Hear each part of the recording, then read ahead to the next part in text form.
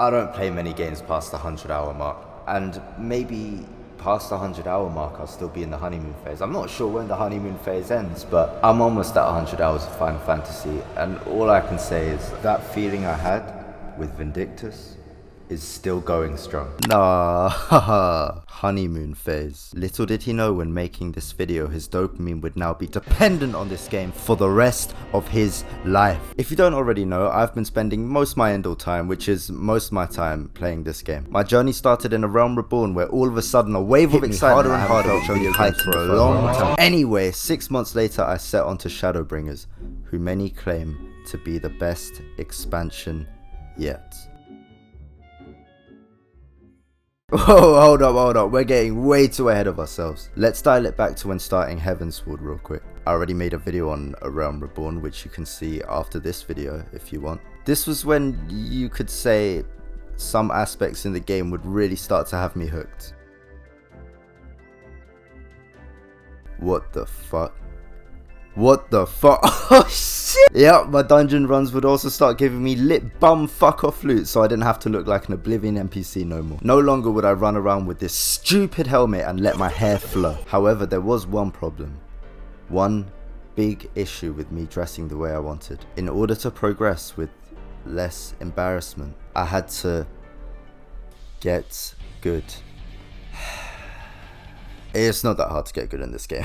Compared to other games, this is mostly on the easy side. Don't get me wrong, there's still a lot of grinding you can do if you want to get some of the high status mounts and weapons in this game, and still a good amount of teeth grindingly hard content you can learn to master if that's your thing. But in terms of purely progressing through the story and beating trials and shit on normal mode, it's really not super challenging. However, dialectically speaking, beginning to mid Heavensward was the point where if I stopped paying attention to the amount of mobs I was pulling and what was currently on cooldown, I'd end up getting all of me and my team dead.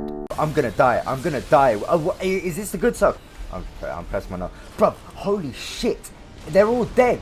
They're all fucking dead. I couldn't tell you how many PvE runs I made me and other people do because I just wasn't paying attention. A lot of traversing and failing through the story later. Post Heavensward was the mark where I'd stop watching YouTube videos whilst scrolling through the story. You're telling me you only paid attention to my story? Yeah, I don't know. Post Heavensward was where I really started to see the theme of the complex, life isn't black and white elements of life appear more frequently and hold the spotlight in this game, which I'm sure we can all connect with in one way or another in our real lives. It's the reason we love anti-heroes after all. It wasn't the so much, we're good and you're bad, so die, which I personally have seen way too many fucking times. Oh, by the way, if you enjoyed this video, a like and subscribe will go a long way. Thank you. A lot of spoilers later, and we're at the 300-hour mark where I'm just beginning Stormblood. And I preferred this to Heavensward. But you just said you paid half attention to Heavensward. So how can you give a fair comparison if you didn't even pay attention to the first one? Yes. Listen here, you little indecisive prick. You were just on about how much you dislike the we good you bad aspect of stories, and now you want to say you preferred Stormblood? Beginning Stormblood, I was already under the impression that I had already seen everything there is to see and mastered every boss mechanic I needed to master. Oh, how wrong I was. My mindset up to this point was, I am warrior. I press 1, 2, 4, then 1, 2, 3 until everything dies. I see orange circle and I run away.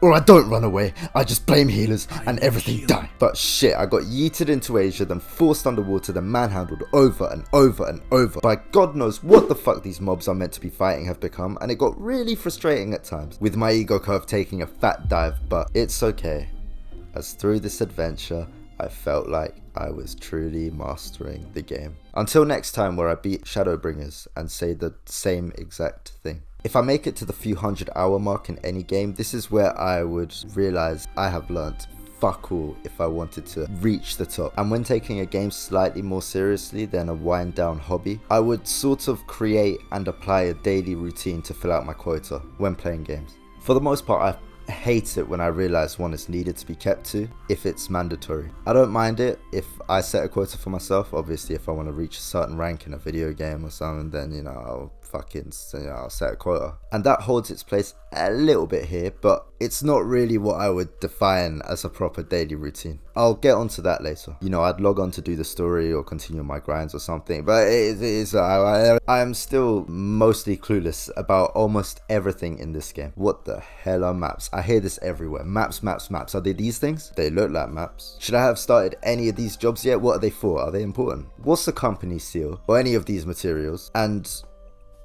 where do I have to ask to download the sex mod without getting caught and banned? And with all this in mind, I did nothing about it and started to really power through the story instead. And a lot of people have told me, don't power through the story. Remember, endgame isn't everything, but I can taste it. I can taste endgame on the tip of my tongue. I know I should be taking my time and enjoying my cutesy little sprout icon, but man, I just want to be one of you. 3 days later, after beginning post Stormblood, I whacked that out the ball court and started Shadowbringers. Nah, I can't talk about this. I haven't played this, but I will talk about how I got this far. You see, apart from a select few games, I hardly hit the 200-hour mark. Hell, most of these hours, apart from Yu-Gi-Oh! And Final Fantasy, were racked up from the COVID lockdown period, when there was nothing to do apart from play games. When writing the script for this video, one of the little segments I wanted to touch on was if anything had worsened, but to be honest, I sat and wondered what I could type, but nothing significant came to mind. This may be because I'm still very new to this game and haven't completed the story, but unless a game is in the horror genre, I don't even tend to stick around for the full story, even with releases such as GTA 5, Mortal Kombat, Skyrim. I don't mean to leave, the story never sucked or anything, more like the opposite, but thinking about why for the past 6 months this game's low-key become the central thing to my life has a mix of outside and in-game factors. Like over the past 8 months, I've become more of an indoors person and have been more satisfied with life by working on projects by myself rather than going out and getting shit-faced every day. But why this game and not return to one I'm already familiar with? I think this mainly goes back to the routine thing. I don't have a routine per se when playing this game. This game is in my daily routine now where I would play this game every day. But logging on, I don't have a set things I want to do by the end of the day. Don't need one, and I don't ever see myself wanting one. If I burn myself out on one aspect, there will be at least 3 other things I can instantly do or focus on. I haven't really touched on them here as much as I should have. I can't waste all my content ideas on one video. Who do you think I am? Innovative? Me? Instead of clear-cut lines between the phase of learning a game and wanting to be ahead of the curve in game to climb an elo ladder, I've been introduced to a world where, for the most part, I can dictate how I want to feel, whether that be relaxed or cozy, focused and determined, vibey, adventurous, and so on. Is emulating my emotions how I want whilst ignoring the balance of life in the real world good for me? That's a whole video for another day. I should really start going back to the gym. There's still so much to look forward to without being forced to do any of it, which is why I think I want to do it. Have you ever had to do something for school which would be fun if you felt like doing it yourself, but now there's a deadline, it just becomes a chore? None of that's here. I want to learn what a map is. I want to learn and feel the playstyle differences with the other classes without the pressure of adaptability due to meta changes. I want to get this thing, and this thing, and that, and that, and this, and that in my own time without having a fake daily routine to my real daily routine. And this courtesy by the game devs worked. This courtesy works whether I play the game or take a break. Somebody once told me the world is gonna roll me. I ain't the sharpest tool in the shed. That's been my journey so far. Will any of my opinions change? I'll let you know when I've beaten Endwalker. But for now, let me know what you think in the comments, and a like and subscribe will go a long way. Thank you. Bye.